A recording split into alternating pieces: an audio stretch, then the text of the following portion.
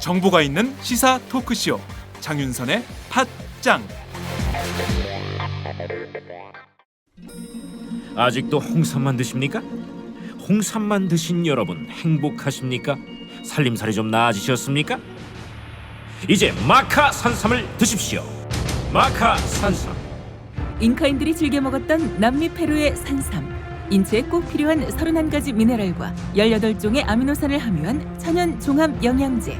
세계적인 슈퍼푸드로 인정받아 전 세계가 열광하는 그것. 바로 마카입니다. 페루의 마카와 우리나라의 산삼을 하나로 만들었습니다. 마카 산삼. 이게 다가 아닙니다. 20년 경력 전문가의 자문을 받아 우리 몸에 좋은 11가지 원료까지 하나로 만든 건강 푸드. 마카 산삼. 이제 홍삼 가격으로 마카 산삼 드십시오. 와, 이거 남자한테 딱이네. 딱이야. 애미야, 나한테도 딱이구나. 엄마, 나도 마카산삼. 나도. 검색창에 마카 산삼 또는 영한 네이처를 검색하세요. 영한 네이처 마카 산삼이 답입니다. 마카 산삼을 꼭 기억하세요.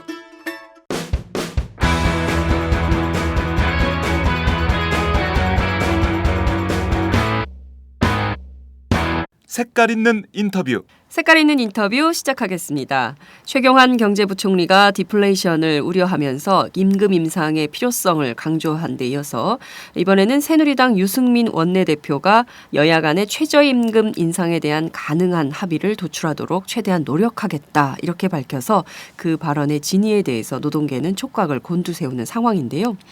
오늘은 경제학자이자 국회 기획재정위원이신 홍종학 의원을 연결해서 자세한 말씀 들어보도록 하겠습니다. 의원님 나와 계신가요?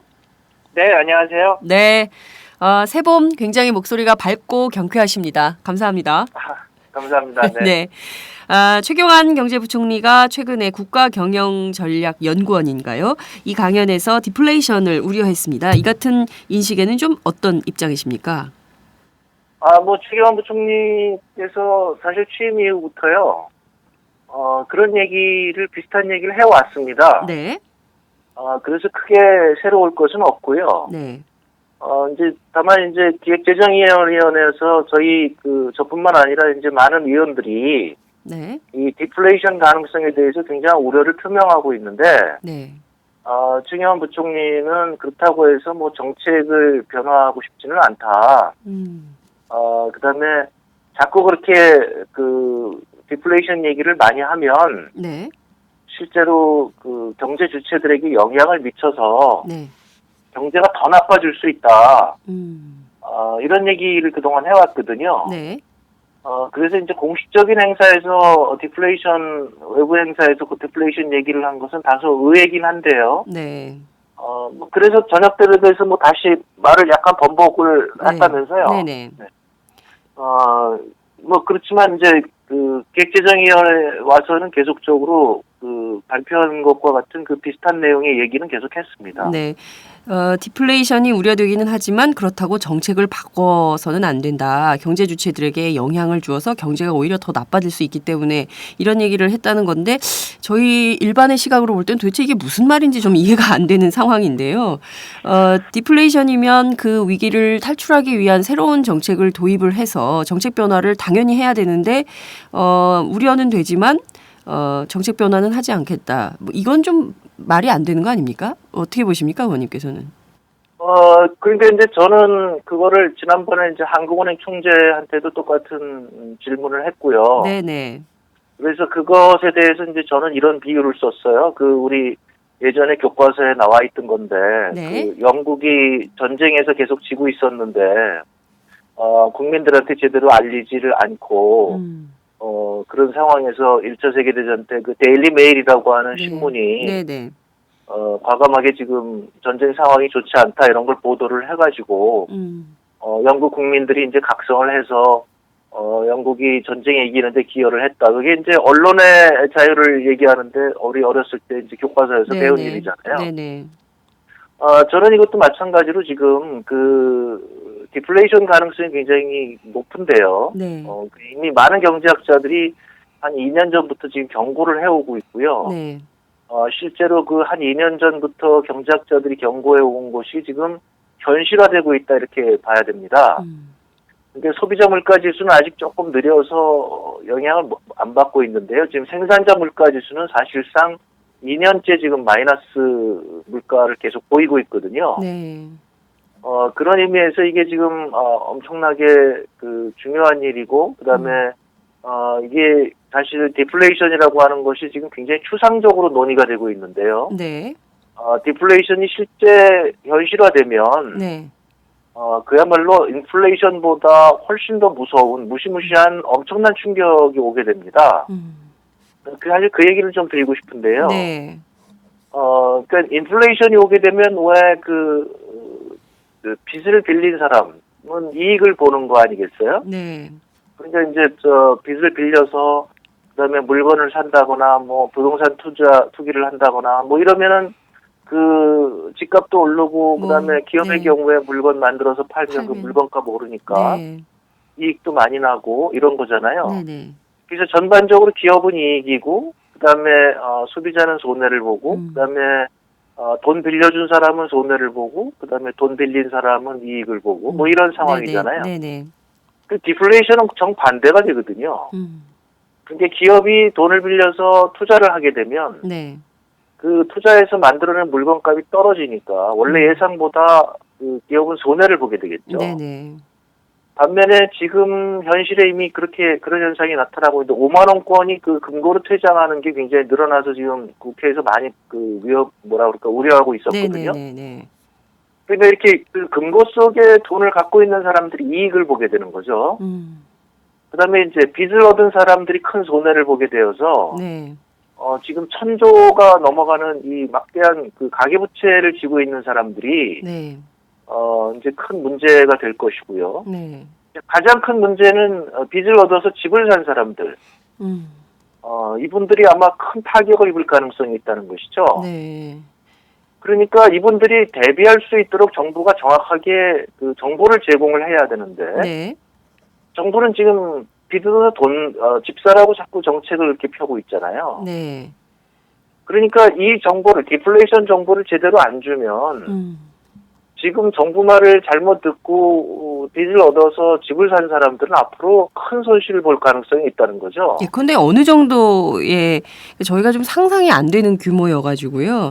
이를테면 한국 사회에서 디플레이션이었던 그 역사가 기억이 되는 게 별로 없기 때문에 만약에 지금 디플레이션이면 여기서 빚을 내서 집을 산 사람들의 경우에는 어떤 정도의 타격을 입게 되는 건지 갑자기 막 그 은행에서 빚을 내라고 안 그러면 뭐 막 딱지 붙여가지고 집을 가져가 버린다든가 뭐 이런 방식으로까지 가는 것인지 이게 좀 머릿속에 그림이 잘 안 그려져서요. 그것도 조금 더 세부적으로 설명을 부탁드릴게요. 그러나 이제 역사적으로 디플레이션을 경험한 경우가 2차 세계대전 이후에는 일본밖에 없다고 그러거든요. 네. 지금 유럽이 디플레이션에 들어갈 가능성이 높다고 그래서 지금 계속적으로 돈을 풀고 있는 상황이고요. 네. 그러니까 이런 역사적 경험은 우리나라는 여태까지 없었던 것은 물론이고요. 네. 전 세계적으로 굉장히 희귀한 상황인데 네. 이것이 바로 1929년도 대공황 상황에 전 세계적으로 일어났던 일이거든요. 네. 그때 이제 당시에 그러니까 제가 이제 주목하는 게 그거고 사실 국내에 잘 안 알려져 있는 상황에서 제가 이제 이 분야의 공부를 많이 한 건데요. 네네네. 지금 한국의 상황이 1929년 미국의 대공황 이전의 미국하고 굉장히 유사하다는 거예요. 네. 그런데 1929년도 대공황 상황에서도 지금 한국처럼 부동산 그 거품이 많이 있었고요. 네. 그래서 빚을 얻어서 집을 샀는데 실제로 디플레이션 상황이 되니까 집이 거래가 전혀 안 되는 거죠. 지금 그렇지 않습니까? 지금. 그러니까 지금 이제 정부가 이제 막 그걸 해서 거래량이 늘어났다고 이제 정부에서 얘기를 하는데요. 주장은 하지만 예. 네. 근데 이제 저것이 지금 거래량이 일어나는 것에 대해서 여러 가지 해석이 있는데요. 네. 한 가지 해석은 뭐냐면 정부의 말을 믿는 그 어리숙한 사람들이 네. 지금 집을 사들어가고 있고 그동안 집을 팔지 못했던 사람들이 집을 팔 수 있는 마지막 기회다 해서 집을 팔고 있다는 것이죠. 네. 그러니까 이번에 그 거래량이 크게 늘어난 이 시기가 지나가게 되면 거래가 급감할 것이고 그 만약에 거래가 급감해서 집이 안 팔리게 되면 그 다음에 빚을 못 갚는 사람들의 입장에서 이게 다 경매로 나오게 되면 네. 그 다음부터는 시장에서 경매로 나온 물건이 많아서 더 이상 아무도 현장에서 집을 안 사게 된다는 거예요. 네. 그러니까 이 정도 되면 이제 그야말로 국가적 위기 상황이 봉착하게 되는데요. 네. 은행의 입장에서는 이제 이 정도 되면 이제 그 대출을 회식을 해야 되니까요. 네. 자기네가 이제 빌려준 거에 대해서 네. 네. 자금 회수가 안 되니까 네. 그 자금 이제 빌려준 거에 대해서 회수를 하게 되는데 회수를 해봐야 갚을 능력이 없고 그러면 그 집이 또 경매로 가고 그럼 경매에 수십만 채가 나오게 되면 그 다음부터는 시장은 완전히 붕괴되는 상황이 된다는 거죠. 네. 실제로 이것이 이제 대공황 상황에서 이제 미국에서 나타났던 거고요. 일본에서도 부동산 거품이 꺼지면서 부동산 가격이 20-30% 떨어지면서 네. 이런 상황이 벌어졌는데 일본에서는 가계 대출이 많지 않았기 때문에 네. 실제로 상대적으로 충격은 적었는데 지금 한국의 경우에는 그런 상황이 벌어지게 되면 이 1,000조에 달하는 가계부채가 이게 붕괴할 가능성이 굉장히 높다. 저희가 지금 이거를 아주 엄청나게 우려를 하는 것이고 네네. 이런 상황에 대해서 정부가 가계부채를 줄이고 가계소득을 늘리는 이런 정책을 취해야 되는데 네네. 반대로 계속적으로 지금 재벌과 부자를 지원하고 그다음에 가계부채를 늘리는 이런 정책을 취해오고 있기 때문에 위험이 지금 계속적으로 증폭되고 있다는 것이 이제 저희가 비판하는 근거죠. 네. 말씀하신 대로 지금 뭐 강남에 있는 사람들의 경우에도 집을 팔고 전세로 전환하거나 뭐 이런 경우가 굉장히 속출하고 있다. 그리고 거의 거래가 되지 않은, 물론 일부 지역에서는 거래 활성화가 조금 되는 것 같긴 합니다만 그 밖의 지역에서는 전혀 거래가 없고 그리고 또 그 미분양 상태에 있는 그 주택들이 많아서 저 건설사 부도로 이어지는 것은 아닌가 이렇게 위기감이 막 계속 늘어나고 증폭되고 있는 이런 상황인데 이거를 좀 그 디플레의 우려가 있으면 이거를 좀 타개할 수 있는 정책 전환이 좀 요구되는 상황이 아닌가라는 생각이 좀 드는데요. 그래서 그런지 최경환 부총리가 좀 최저임금, 임금 인상을 좀 해야 되겠다. 노동자들의 실질 임금을 좀 올려야 내수 경제도 활성화되는 거 아니냐. 뭐 이런 주장도 하고 있는데요. 이런 것이 실질적 이번 디플레의 우려를 좀 타개할 수 있는 대책이 될 수 있다. 이렇게 보십니까? 그것은 이제 뭐 매우 중요한 하나의 정책인 것은 틀림이 없는 상황이고요. 네. 그런데 이제 저희가 여기 이제 약간 그 전문적인 얘기가 되었는데요. 네. 지금 전통적으로 이렇게 경기가 나쁠 때는 재정 정책과 그다음에 화폐 정책을 쓰게 되잖아요. 그러니까 네. 돈을 많이 풀게 되고, 그렇죠. 그다음에 정부 재정도 늘리고, 그러니까 네. 이제 재정 적자도 늘리고 이런 정책을 쓰게 되는데요. 네. 지금 문제가 되는 것은 돈을 풀었을 때 그것이 지금 우리가 얘기하는 대로 건전한 방향으로 갈 것이냐, 아니면 이것이 부동산 쪽으로만 갈 것이냐. 네. 그렇게 되면 우리가 원하는 이런 그 경제를 활성화시키는 효과는 나지 않으면서 부동산 투기만 또 증폭시키는 그 미국 대공황 때도 사실은 그렇게 되니까 주식 투기가 늘어났다가 네. 그 주식 시장이 붕괴되면서 대공황이 심화된 이런 이제 그 사례가 있거든요. 네. 그래서 이제 저희가 그동안 그 한국은행에 대해서 굉장히 원망스러운 게 뭐냐면 네네. 한국은행이 이자를 올릴 때 제대로 올렸다면 그러면 부동산 시장의 거품이 상당히 꺼졌을 것이고 네. 그다음에 지금 LTV, DTI를 이명박 정부서부터 계속 완화하는데 네네네. 저 정책을 계속적으로 유지를 했다고 한다면 지금 그렇게 잘못 그 부동산 시장으로 가는 돈들이 좀 줄어들었을 거단 말이죠. 네. 그런 상황에서 재정정책과 화폐정책을 쓰면 효과가 있을 건데 네네. 지금은 그 재정정책과 화폐정책을 사용하게 되면 이게 재벌하고 부자한테만 재정정책은 지금 들어가게 되고요. 네. 부동산 쪽으로 또 이제 건설 경기 육성 활성화에만 되고요. 예, 예. 그다음에 이쪽 그 금융정책도 마찬가지로 돈을 풀게 되면 그 부동산 쪽으로만 가게 되어서 경제가 더 망가질 가능성이 있다는 것이죠. 심각하네요.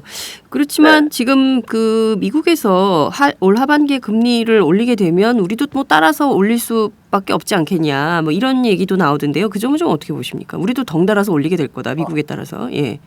그게 이제 굉장히 힘들게 정책 선택을 어렵게 만드는 것이죠. 네. 근데 지금은 틀림없이 네. 이제 정부의 입장에서는 한국은행의 입장에서는 이자를 내려야 된다는 생각이 많을 건데요. 네. 이것이 지금 이제 이미 한국은행이 시장의 신뢰를 잃었고요. 작년에 이제 최경환 부총리가 금리를 낮춰야 된다 그러니까 바로 큰 상황이 없는 상황에서 금리를 낮췄잖아요. 그렇습니다. 예. 그런 상황이고요. 그런데 이제 아까 말씀드린 대로 지금 금리를 낮추게 되면 네. 이것이 정상적으로 경기 활성화에 도움이 되는 게 아니라 그렇게 이제 잘못된 쪽으로 돈이 들어가게 될 가능성이 많아서요. 이제 한국은행의 입장에서도 진퇴양난이다. 그렇지만 아마 한국은행 입장에서는 금리를 낮출 수밖에 없는데 저희는 그런 입장에서 경제가 더 나빠질 가능성이 있어서 그것을 굉장히 우려하고 있는 거고요. 네. 지금 이렇게 전반적으로 네네. 이런 상황에서 아까 말씀드린 대로 지금 이것을 피해갈 수 있는 게 부동산 시장을 조금 안정화시키면서 네. 대대적으로 중산층과 서민의 소득을 늘리는 쪽으로 정책이 맞춰져야 되는데 네. 현 정부 내에서는 그런 것에 대해서 정책이 지금까지 취해온 적이 없기 때문에 네네. 그런 쪽으로 이제 공부도 제대로 안 돼 있고요. 그래서 이제 저희가 걱정을 많이 하고 있는 겁니다. 네. 말씀하신 대로 최경환 부총리는 취임 초부터 소득주도 성장의 필요성을 굉장히 제기를 많이 했었던 것은 사실인데 실제로 그 방향의 정책을 전혀 쓰진 않았거든요. 앞서 말씀해 주신 대로 소득주도 성장은 필요하지만 정책 변화는 전혀 하지 않은, 정책 변화를 하고 싶지 않다 이런 태도를 계속, 이 스탠스를 계속 유지를 하고 있는 것은 아닌가 이런 생각이 좀 들기도 하는데요. 이번에도 마찬가지로 임금 인상의 필요성을 설파하긴 했습니다만 노동계는 이건 립 서비스다, 실제로 진심이 없다 이렇게 보고 있는 것 같습니다. 의원님께서는 좀 어떻게 보십니까? 그렇습니다. 왜냐하면 저희가 그것을 지속적으로 주장을 해왔거든요. 네. 그러니까 이제 이런 디플레이션 가능성이 있다는 것이 이미 2년 전서부터 예고가 계속 되어 오고 있는 상황이고요. 네. 그래서 이제 사실은 박근혜 정부 출범 때부터 그렇게 저희가 주장을 해왔고, 네. 실제로 2012년도에 국민들 대다수가 경제민주화와 복지국가, 그렇습니다. 복지 확대라는 데 이제 찬성을 해왔잖아요. 네. 그것은 뭐냐면 경기 진단에 저희가 한 것과 거의 유사하게 한 것에 대해서 국민적인 공감대가 있었다는 거거든요. 네. 그런데 2년 동안 거의 고집스럽게 재벌과 부자들에게만 지원하는 부자 감세를 유지를 해오고 있고요. 네. 그다음에 임금을 높인다거나 고용을 늘린다거나 이런 것에 대해서는 거의 지금 정책적인 의지를 보이지 않고 있지 않습니까? 네. 그런 가운데 이제 작년에 최경환 부총리가 지금 말씀하신 대로 부총리로 취임하면서 립 서비스를 했는데 실현은 안 되니까 최경환 부총리에 대한 신뢰성은 지금 굉장히 떨어져 있는 상황이죠. 네. 이번에도 또 마찬가지로 얘기했다가 저녁 때 되니까 시장에서 디플레이션 얘기가 많이 되니까 또 갑자기 발뺌하고 네.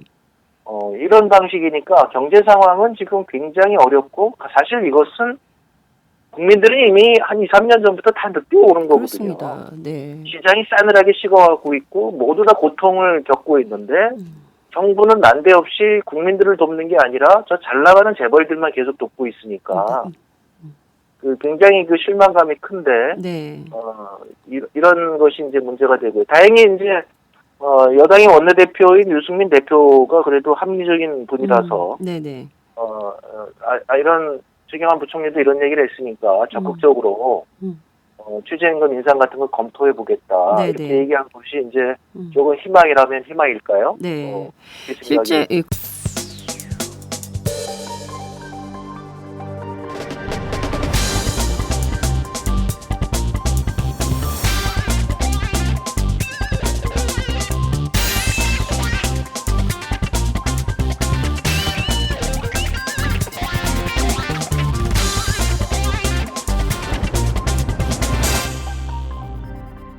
장윤선의 팟짱. 그렇습니다. 실제로 홍대 앞에, 서울 홍대 앞에 거리가 얼마나 활성화된 거리입니까? 막 그 저녁 되면은 뭐 불야성이고 뭐 이런데요. 최근에는 그 저녁 때 그 굉장히 텅 빈 술집들이 많이 있다는 거예요. 그래서 뭐 손님들이 거의 없어서 정말 경기 활성화는 언제 되는 거냐 뭐 이런 그 국민적 그 우려와 막 이런 것이 굉장히 큰데 실제로 택시 기사들을 저희들이 택시를 타봐도요. 뭐 1시간 반 기다려서 손님 한 분 태운다 뭐 이런 분들이 굉장히 많이 있거든요. 그러니까 그 재벌 대기업들에게는 전혀 뭐 이게 경제가 나쁘다라는 것을 체감하기 어렵겠지만 실제 서민과 중상층들의 삶은 점점 피폐해지고 있거든요. 그래서 돈이 돌지를 않으니까 시장이 점점 나빠진다는 것을 체감하고 있거든요. 그래서 실제 주머니가 다 텅텅 비어 있어요. 노동자들의 실질 임금이 쓸 돈이 없기 때문에 월급을 받아도 전부 빚 갚는 데 나가고 이자 갚아야 하고 뭐 필요한 데 다 나가고 나면 돈이 없어서 어디 뭐 여가를 즐길 수 있는 겨를이 없다. 뭐 이런 상황인데 앞서 말씀해 주신 대로 새누리당 유승민 대표 원내대표가 여야 간의 최저임금 인상에 대해서 좀 가능한 합의를 좀 해보도록 하겠다 이렇게 밝혔는데요. 이것은 굉장히 긍정적인 시그널이다 이렇게 보시는 거죠? 그렇죠. 그건 이제 굉장히 긍정적인 거고요. 네. 이제 그런 쪽으로는 뭐 저희는 계속 주장을 해왔기 때문에 뭐 네. 지금도 저희 이제 문재인 대표께서 새로 이제 들어오고 나서 네. 이런 경제 정당으로 탈바꿈하겠다고 굉장히 강력한 드라이브를 걸고 계시고요. 네. 그 핵심은 저희는 이제 계속적으로 소득주도 성장, 이제 과거와 같이 재벌을 지원하는 방식의 성장이 아니라 네네. 중산 서민층의 그 지갑을 두툼하게 해주는 소득을 늘려서 그래서 성장을 주도하는 네. 이 소득주도 성장을 저희는 얘기하고 있고 그 핵심 중에 하나가 이제 임금을 높이는 거죠. 그래서 이제 비정규직을 해소하고 임금을 높이고 네. 그다음에 이제 가장 최소한으로 최저임금을 높이는 뭐 이런 정책을 저희가 지금 취하고 있는 거고요. 네네. 이 정책에 대해서는 지금 미국도 그렇고 일본도 그렇고 최근에 이것에 대한 강력한 요구가 전 세계적으로 있거든요. 네. 뭐 최근에 이런 얘기가 되니까 미국의 대형 가장 크다고 하는 그 대형 마트인 월마트에서 네. 자발적으로 최저임금을 높이겠다, 자기네 임금을 높이겠다 이런 얘기를 했고요. 네. 폴 크루그만이 엊그저께 이제 뉴욕타임즈에 쓴 칼럼을 보면 네. 바로 이런 것이 지금 어려운 경제를 해결하는 가장 좋은 정책적 대안이 될 것이다. 네. 기업의 입장에서도 스스로 지금 이 상태로 경기 침체가 가게 되면 네네. 가장 크게 타격을 입는 게 디플레이션이 되게 되면 가장 크게 타격을 입는 게 기업들입니다. 그렇죠. 그러니까 이제 특히 내수 기업들이 가장 크게 네. 타격을 입을 건데 네. 이 타격에서 벗어나는 자발적인 노력 중에 하나가 바로 임금을 높이는 것이다. 네. 그러니까 당장 개별적으로는 힘들지 모르지만 경제 전체적으로는 임금을 높이게 되면 그것이 수요 진작 효과가 있어서 내수 기업들이 살아날 것이다. 네. 아까 그거를 이제 제가 충분히 강조를 못한 것 같은데요. 네네네. 이 디플레이션이 가장 무서운 것은 기업이 무너진다는 거예요. 그런데 이제 일단 내수 기업이 무너질 거고요. 네. 내수 기업 중에서도 가장 기반이 취약한 소상공인 자영업자들이 먼저 무너질 거라는 것이죠. 그렇겠죠. 그런데 이제 아까 홍대 앞을 얘기했는데 사실상 홍대 앞은 굉장한 그 자영업자들 중에서도 번화한 자영업자란 말이죠. 그렇습니다. 그럼 홍대 앞이라고 하는 데가 타격을 입는 정도라면, 네. 그것은 이제 이미 홍대 앞과 같은 번화가가 아닌 곳은 굉장히 더 어렵다는 얘기고요. 그렇습니다. 예. 이제 홍대 앞이 그렇게 됐다는 것은 그 다음에 이제 강남 같은 더 번화가인 데가 타격을 입게 되는 거고요. 네. 이렇게 지금 그러니까 시장이 싸늘하게 마치 뭐 겨울왕국처럼 이렇게 얼어가는 상황이에요. 예. 네. 그렇습니다. 동네 변두리 뭐 이런 데는 뭐 다 전부 임대로 나온 상가들이 굉장히 많이 있고요. 말씀하신 대로 강남의 경우에도 거의 일찍 철시하는 데가 굉장히 많아졌어요. 그러니까 제가 보기에는 시장은 점점 얼어붙고 있는데 정부가 정책 변화를 하지 않는다면 뭐 다 같이 죽자 이렇게 가는 거 아닌가라는 아주 비관적 전망도 하게 되는 것 같은데 자 우선 새누리당은 그동안 최저임금 인상에 대해서 굉장히 난색을 표하지 않았습니까? 유승민 대표가 왜 이렇게 입장을 바꿨을까요? 그 원인 어디 있다고 보십니까? 그러니까 지금 새누리당의 정책은 이른바 보수 이데올로기에 의한 정책이에요. 그렇죠. 그러니까 국민들은 굉장히 어렵지만 네. 아주 철저하게 대선 공약 때는 국민들을 위한 정책을 하겠다고 그러지만 아주 철저하게 국민들을 배신을 했죠. 음. 그 배신한 이유는 바로 보수 이데올로그들이 정책을 주도하기 때문에 그렇습니다. 네. 사실상은 재벌들이 정책을 주도하고 있다고 봐야 되고요. 새누리당의 정책은 재벌들이 주도하고 있는 것이다. 그렇게 봐야 될 겁니다. 그러니까 네. 이제 지금 연말정산 사태에서도 보셨고요. 네네. 그다음에 이번에 담배세에도 보셨고요. 그러니까 네. 담배세를 뭐 국민 건강을 위한다고 그러는 거지만 그렇지 않다고 하는 것은 이제 온 국민이 알고 계시는 거 아닐까요? 네. 그다음에 이제 제가 강조를 했습니다는 지금 자영업자들에 대한 세금도 거의 그 서민 쥐어짜는 식으로 네. 자영업자에 대한 세금도 늘렸고요. 제가 이제 그거 담당을 했습니다만 정말 안타까웠는데요. 네. 그렇게 지금 서민들을 오히려 지원을 해야 되는 대상인데 서민들을 쥐어짜서 마치 고열을 쥐어짜듯이 그냥 그렇게 해왔기 때문에 범칙금도 엄청 늘어났어요. 뭐 그런 얘기들을 많이 예. 하시더라고요. 교통 범칙금도 엄청나게 늘어났습니다. 예. 그렇습니다. 그래서 이제 이런 그러니까 이제 특히 이제 서민들에 대한 세무조사가 네. 재작년 같은 경우 굉장히 많이 늘어났고요. 그렇습니다. 작년에도 제가 이제 국정감사 때 그런 걸 많이 지적을 했었는데요. 네. 그러니까 이런 방식으로 하기 때문에 디플레이션을 오히려 정부가 가속화시키는 정책을 취한 거죠.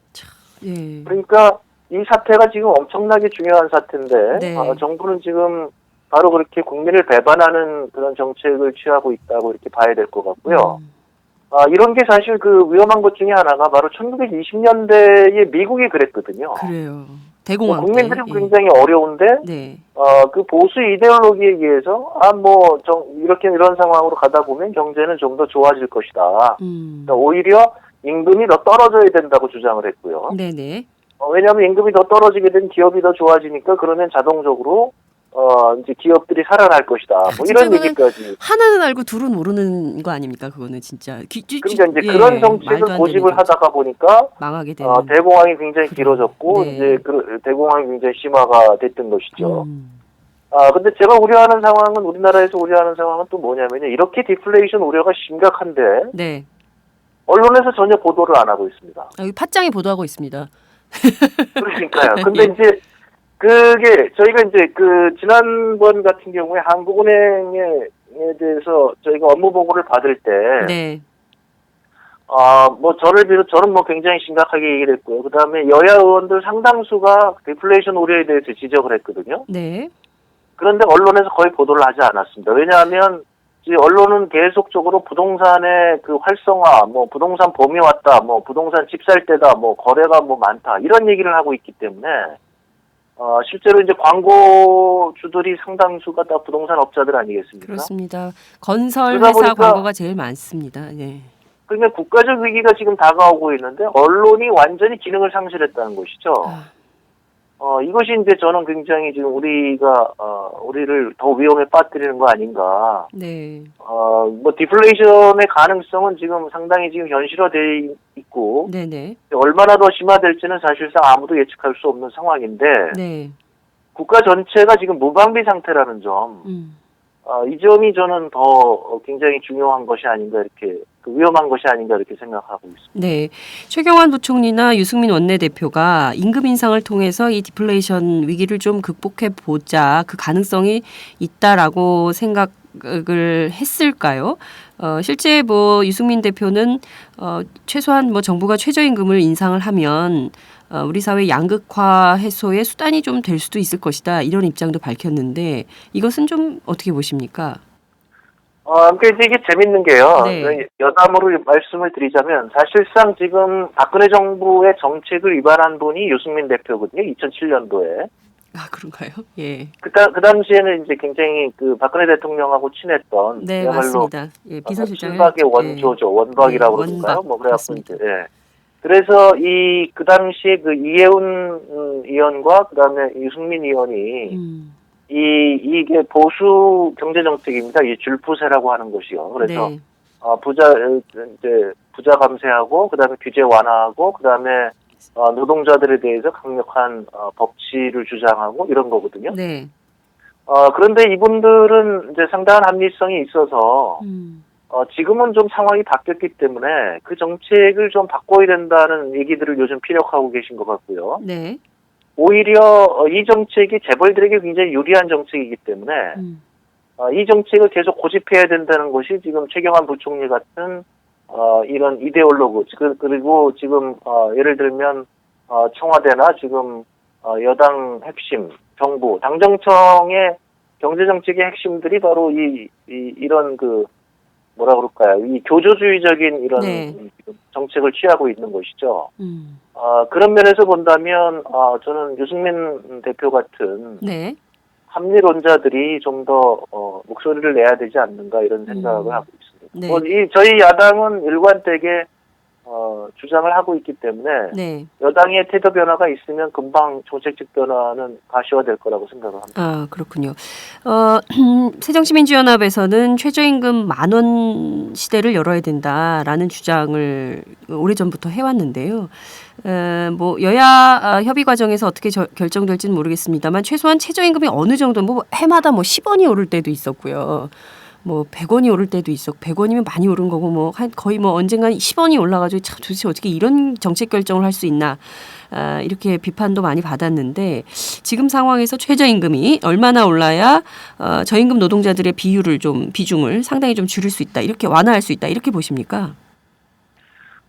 근데 이제 사실은 최저임금 하나만 가지고는 안 되는 거고요. 네. 이제 최저임금이 올라가게 되면 실제로 최저임금을 적용받는 상당수의 이제 영세 사업자들은 네. 이제 오히려 또 부담이 되거든요. 그렇죠. 이제 경제도 어려운데 또 임금을 올라가게 되면 이제 그런 쪽에서 이제 부담은 되기 때문에 정부의 정책이 최저임금을 올리면서 동시에 고용을 늘리는 정책이 부수가 돼야 됩니다. 그래서 이제 비정규직을 줄이고 정규직을 늘리는 정책으로 가야지. 네. 최저임금이 올라간다고 해서 또 비정규직이 되고 양산이 되면 네. 그건 최저임금 올리는 효과가 전혀 없게 되는 거거든요. 그래서 이제 기본적으로 최저임금 올리는 것은 네. 최소한의 정부가 취하는 조치다. 그런데 그 정책이 효과를 보게 되려면 비정규직을 정규직으로 돌리겠다. 이건 박근혜 대통령의 대선 공약이거든요. 그렇습니다. 그런 대선 공약들을 지금부터라도 좀 철저하게 지켜야 되겠다. 네네. 그렇게 생각을 하셔야 될 겁니다. 그러니까 그런 뿐만 아니라 자영업자들 지원 대책, 그 다음에 이런 지금 이제 문제가 되는 연말정산 이런 네. 근로소득자들에 대해서 지금 세금을 더 거둘 게 아니라 지원하는 정책 이런 것들이 나와야 되지 않나 저는 그렇게 생각을 합니다. 지금 보면 말씀하신 대로 기업 소득은 물론 이제 어려운 기업들도 많이 있지만 재벌 대기업들은 굉장히 많은 현금 보유를 하고 있지 않습니까? 근데 이런 것들이 실질적으로 가계 소득으로 전환되는 정책도 필요한 거 아닌가라는 얘기도 나오고 또 좀 그와는 별개 최저임금 인상 뭐 이런 거하고는 별개로 또 새정치민주연합에서는 생활임금 도입 이런 것도 필요하다 이런 주장을 한 바 있는데요. 전반적으로 큰 틀에서 어떤 경제정책의 변화가 요구된다고 볼 수 있는데 핵심적으로는 이 기업소득을 가계소득으로 전환하려면 좀 어떤 정책을 당장 시행을 해야 된다 이렇게 보시나요?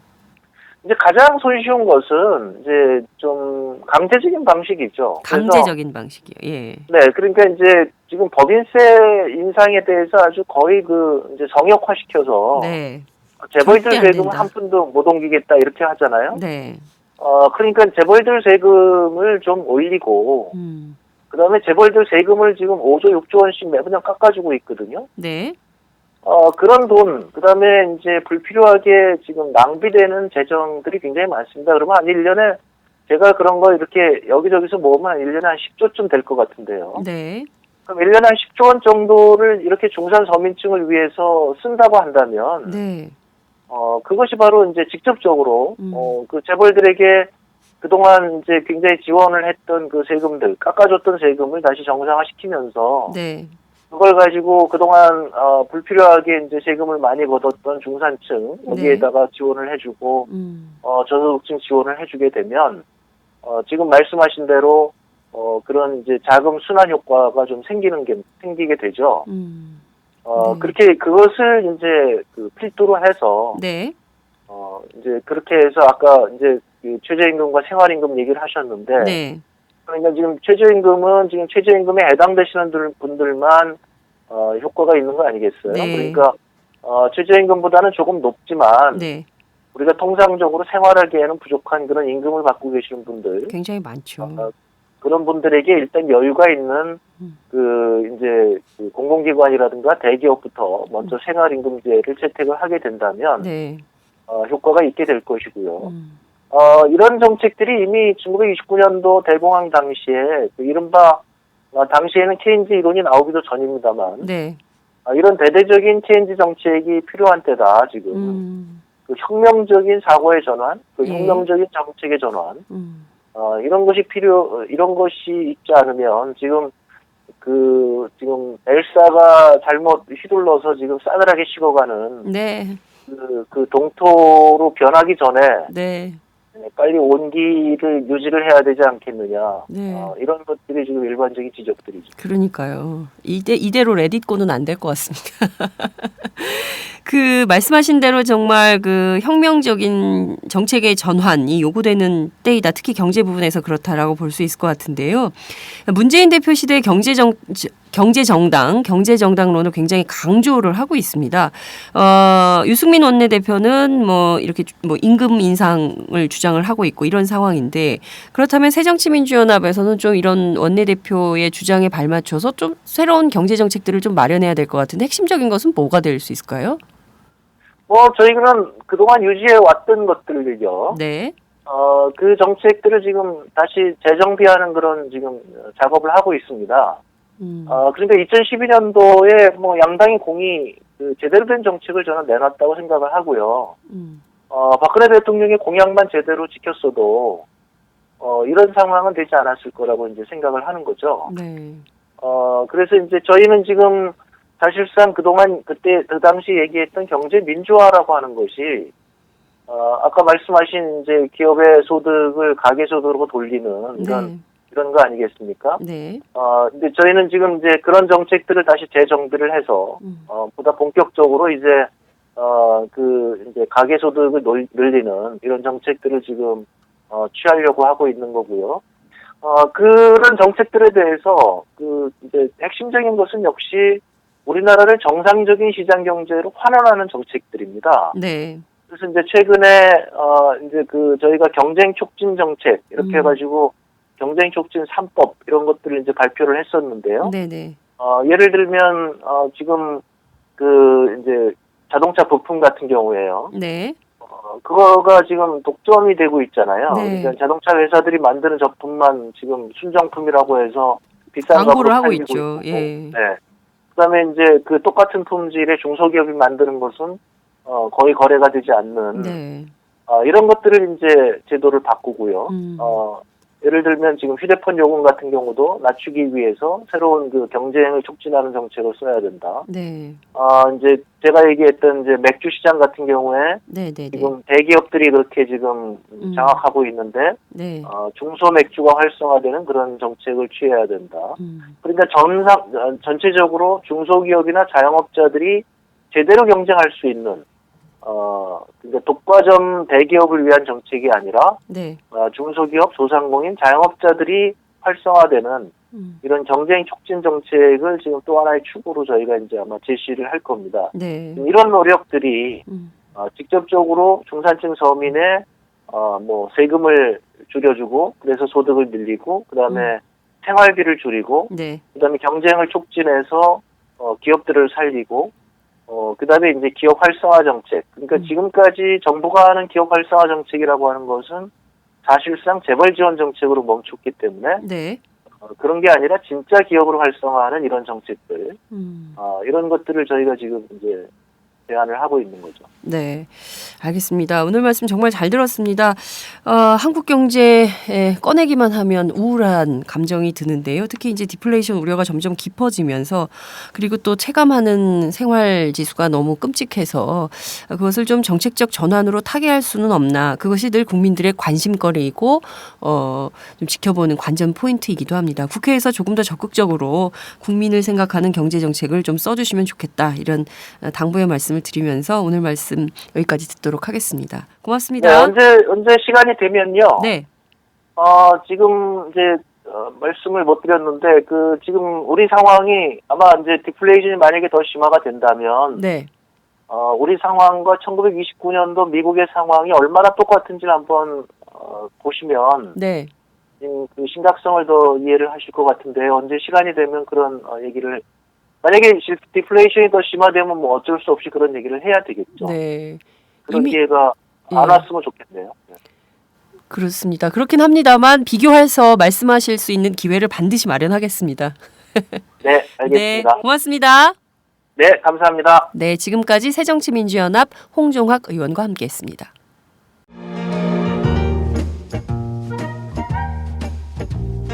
여러분은 지금 행복하신가요? 그렇다면 우리 사회도 행복할까요?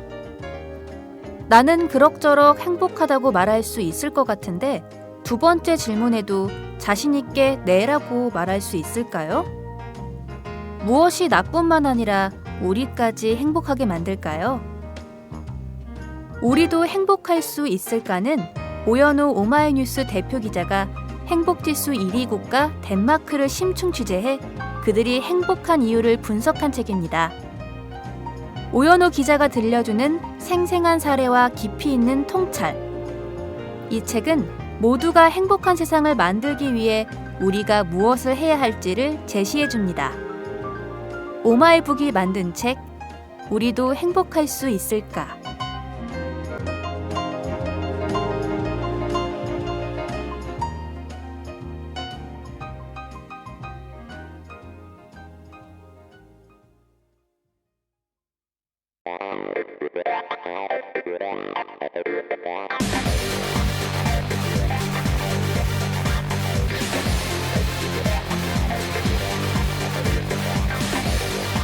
정보가 있는 시사 토크쇼 장윤선의 팟짱.